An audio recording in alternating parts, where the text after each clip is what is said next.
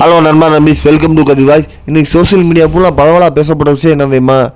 தளபதி விஜய் பார்த்தீங்கன்னா நேஷனல் மீடியாவுக்கு இன்டர்வியூ கொடுத்தது தான். இப்போ அதை பற்றி இப்போ நிறைய பேர் பேசிகிட்டு இருக்காங்க. அதில் பல பேர் விமர்சனம் பண்ணுறாங்க.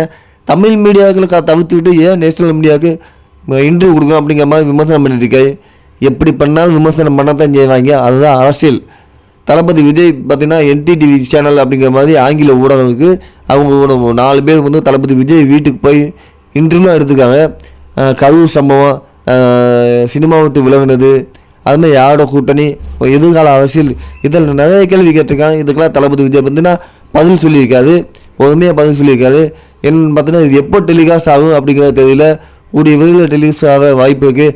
தமிழ் மீடியாக்களை பற்றி நம்ம நம்பவே முடியாது.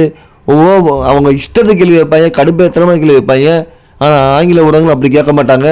அவங்க என்ன தெரியும், டீசெண்டாக கேட்டு டீசெண்டாக போயிடுவாங்க. தமிழ் ஊடகங்களை பற்றி நம்ம எல்லாருக்குமே தெரியும். கேப்டன் விஜயகாந்த் எப்படி கோவை பற்றி எந்தளவுக்கு பிரச்சனை பண்ணால் நமக்கு தெரியும். அதனால் தமிழ் மீடியாக்களை தவிர்த்து